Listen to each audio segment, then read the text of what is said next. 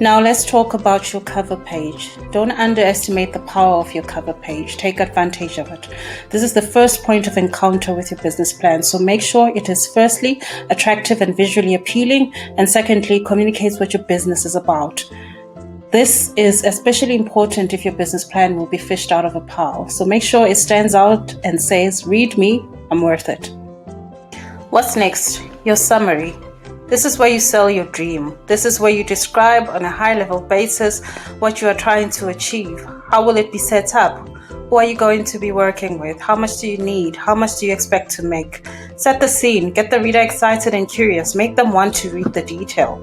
Invoke their emotion. Make them skeptical. Make them optimistic.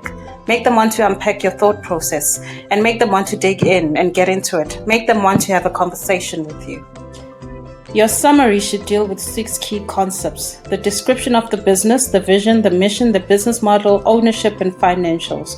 The most key concept here is the business model, which encompasses 5 key components: customer definition, value proposition, competitive advantage, profitability, as well as the key capabilities and resources you're going to require. Make sure you spend a bit of time thinking through these key elements. If they don't make sense, your business doesn't make sense. It's really that simple.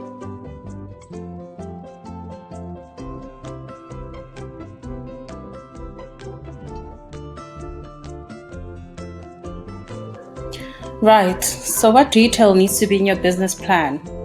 Well, the answer is all the concepts in the summary, as well as a little bit of context in terms of the industry and ecosystem your business will be operating in, as well as a brief operational description about how you plan on getting your business idea or product or service off the ground.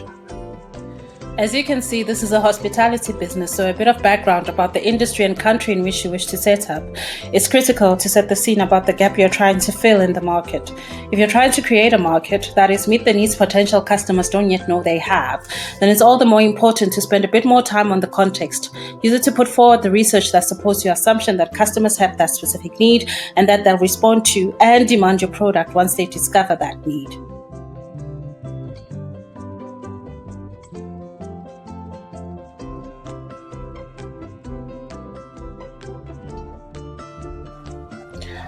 Up next, the most critical component, the business model.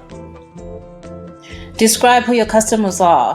What are you going to offer them? What's different about your offering? What you're going to need to be able to deliver on your offer? And most importantly, how are you going to make money? Keep it brief. If there's even one small variation to the value proposition, then that's a different customer type. The more defined your customers are, the better positioned you'll be able to meet their needs. The more you understand them, the better you'll be able to package your products and services. Next, describe your product or service mix in detail. What service or product are you going to offer to what customer? This applies to when you have more than one product or service and more than one customer type, which is usually the case, especially with customer types. It's up to you to break it down per service or product offering or per customer type. The needs of each customer type may evolve differently over time, so don't be afraid of a bit of repetition in the beginning. It's easier to break it down in the beginning than to do it mid-flight.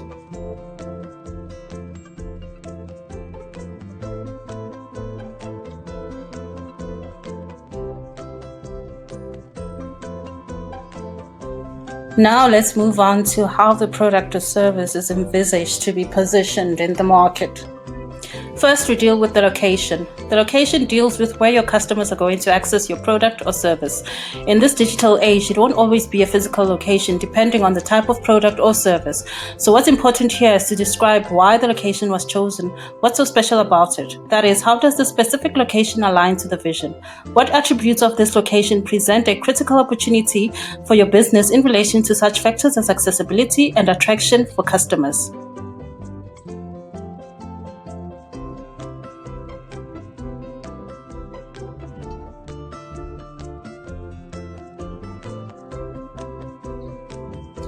Next, we deal with pricing. This is an element that can be difficult to explain. There are a few pricing frameworks one can use. In this case, we used the pricing metrics. You can overlay your pricing strategy with those factors that are key to the pricing of your products or services, such as customer or industry trends specific to the context of your business. Industry trends such as new competitors or customer perception may also dictate that you revisit your pricing model more often than you'd like to.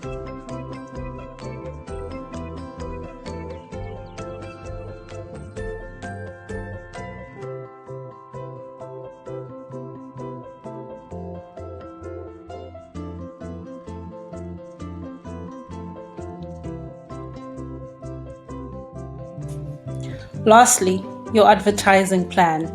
The awareness to promotion model offers a simple way to quantify your advertising approach in one page. The framework application will differ from business to business.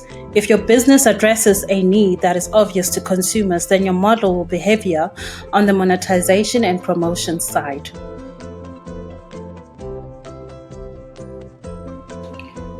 If, on the other hand, you're unearthing a need that is not so obvious, you'll either have the difficult task of product education, or you'll have to invest heavily in refining your customer experience to make it as intuitive as possible, such that after awareness, a customer can move through the stages of engagement through to promotion more fluidly.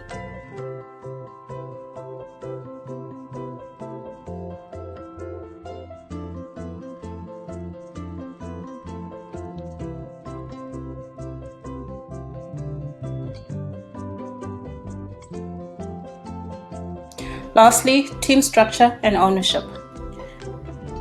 Your team structure and ownership page is an opportunity to communicate two things. Who else is the potential investor getting into bed with? And secondly, and most importantly, what is the execution ability of the founding team? Ideas are a dime a dozen. It is execution that makes a business. It is execution that turns it into a success. If you're looking for seed investment, you have the difficult task of convincing investors you can execute. If you can help it, start your business and get to early stage, and only then start looking for funding. It won't necessarily make it easier, but at least you have something tangible to demonstrate your execution ability. On to financials. The first place to start is to compute and detail your revenue model. That is, how you're going to make money. One usually does not have all the answers at this point, so you're going to have to make a few assumptions about your revenue drivers and projected income.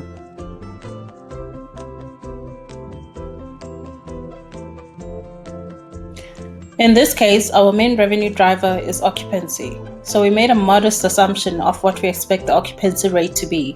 Then we made assumptions about the growth rate during the different periods of the year. These growth rates align to our pricing model, which we discussed earlier.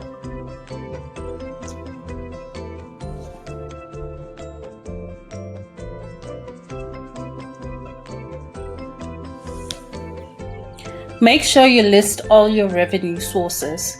Anything that will bring in money is a revenue source, so make sure you capture it.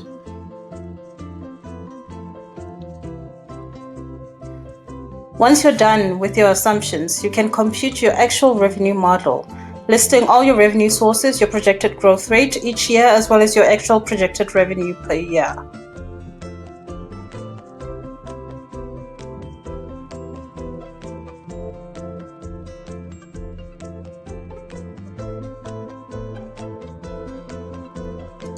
From this point, we then compute our costs. To make sure your financials are as realistic as possible, you need to break down your costs down to the last detail. So you will need to spend quite a bit of time on this part of the financials, breaking down your cost components and researching the actual costs.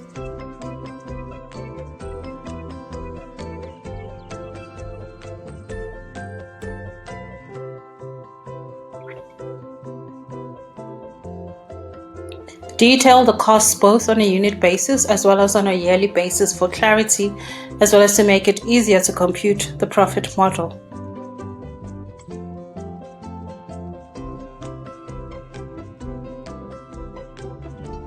Once you've done your cost breakdown, then you can move on to computing your cost model.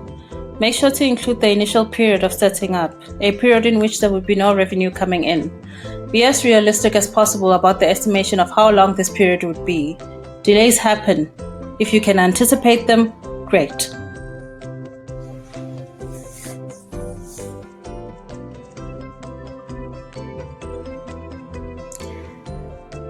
Now it's just a matter of putting together your revenue and cost model to arrive at your profit model and break-even point. There are two things to see here: whether your business will be profitable, as well as how long it will take to make an actual profit.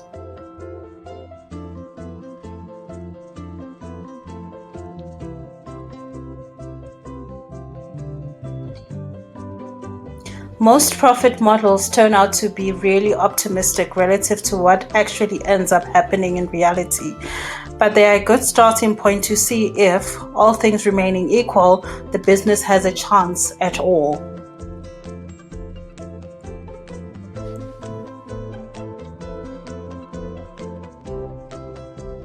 Include a brief implementation plan to detail at a high level what activities you'll be undertaking to get your business or product off the ground, and an estimation of how long that will take. It gives a good indication that you'll know what to do and where to start once you get the cash injection.